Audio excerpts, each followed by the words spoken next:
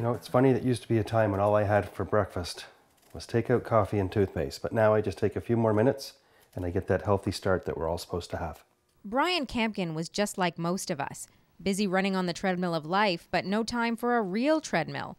Nonetheless, he didn't feel sick, so when his doctor told him he needed a triple bypass, he was literally heartbroken. Because I wasn't obese, I didn't have high blood pressure, cholesterol, or diabetes, I wasn't overly stressed out, I just thought I could go along and fool myself.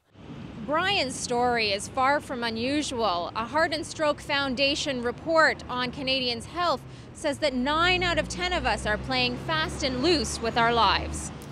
Canadians have a false sense of security that is potentially cutting their lives short. We are overestimating healthy behavior and underestimating our tendency to be couch potatoes. The report shows a distinct disconnect between how we view our health and our reality. For example, 90% of us think we're healthy, but 90% of us have at least one risk factor for heart disease, like smoking, a sedentary lifestyle, high blood pressure, or unhealthy food habits. A third of Canadians admit they don't get enough exercise or eat enough vegetables and fruits, but actually a half of the population don't meet the daily recommendations. Only 18% of us think we're obese, when in fact, a quarter of us are. I think I'm very healthy right now. I don't particularly watch what I eat. But then again, I don't have a weight issue, so.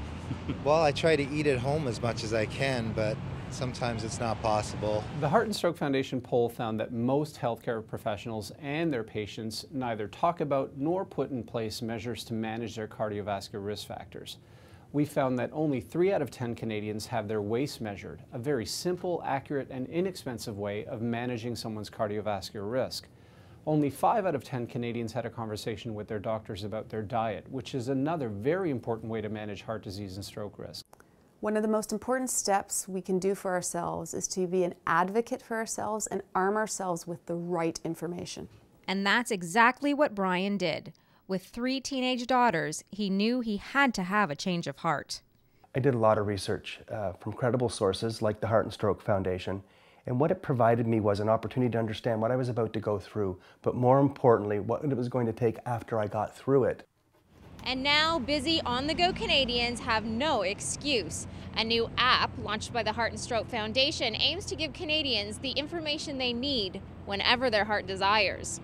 The foundation recognizes that many people are extremely busy and may prefer the convenience of a mobile app to help them manage their cardiovascular risk. After his surgery, Brian had a lifestyle transplant. My first goal was just to be able to get down the hallway at the hospital without too much care and attention.